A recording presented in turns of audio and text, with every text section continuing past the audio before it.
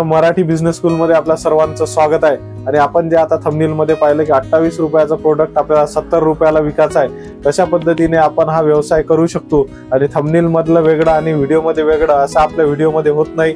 जे थंबनेल वर आहे तेच प्रॅक्टिकली इथं मी प्रूव्ह करत असतो। आणि आजचा जो व्हिडिओ आहे तो स्पेशली जे आपले तरुण बांधव आहे, ज्यांना काहीतरी करायची इच्छा आहे, अशांसाठी हा बिझनेस आहे आणि अशांसाठीचा हा व्हिडिओ आहे। तर आपला जो आजचा प्रोडक्ट आहे ते म्हणजे पोहा। पोहा म्हटल्याबरोबर तुमच्या डोक्यात आला असेल खायचा पोहा, तर खायचा पोहा नाही, तर आज आपल्याला मका पोह्याचा बिझनेस बघायचा आहे। मका पोहा हे दुर्लक्षित असा प्रोडक्ट आहे आणि या बिझनेस मध्ये कॉम्पिटिशन खूप कमी आहे, अत्यंत कमी कॉम्पिटिशन, प्रचंड असा स्कोप, मोठ्या प्रमाणात याची डिमांड आहे। प्रत्येक ठिकाणी नाश्त्याच्या ठिकाणी हा मका पोहा वापरला जाते।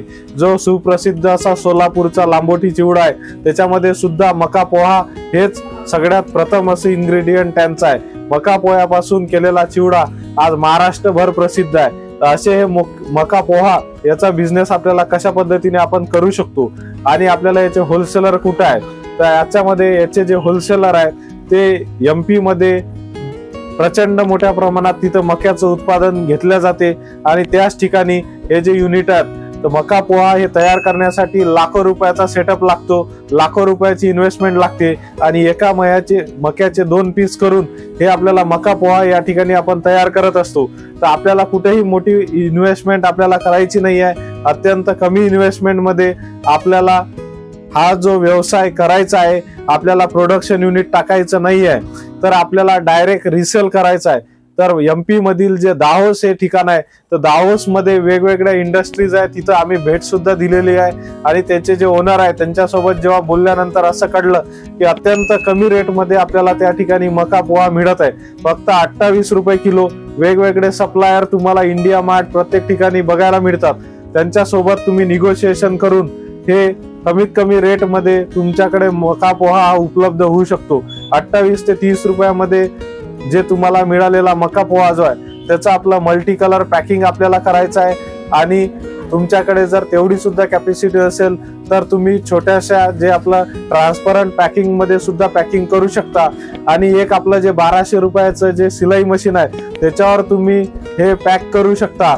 आणि त्यानंतर हा जो प्रोडक्ट आहे हा असा सुंदर असा प्रोडक्ट आपल्याला मिळालेला आहे। तर आपल्याला याचं मार्केटिंग कसं करायचं आहे, कसं आपण विकू शकतो, तर आपल्याला याच्यामध्ये जे आहे सुरुवात जी आहे तालुक्याच्या ठिकाणपासून, खेड्यापाड्यापासून करायची आहे, कारण की त्या ठिकाणी कुठलाही असा विशिष्ट ब्रँड चालत नाही, त्यामुळे आपल्याला चांगला स्कोप त्या ठिकाणी मिळते। तर त्याच्यामध्ये आपण house to house, counter to counter जाऊन सुद्धा विकू शकतो, कारण की आपण 100% मार्जिन घेत आहे। त्यानंतरचं दुसरं म्हणजे जे प्रत्येक तालुक्याच्या ठिकाणी होलसेलर आहे, 3-4 होलसेलर तरी तुम्हाला हे आरामात मिळून जातील। तर होलसेलर कडे जाऊन सुद्धा आपण त्यांना 50, 55, 60 रुपयापर्यंत निश्चितच देऊ शकतो।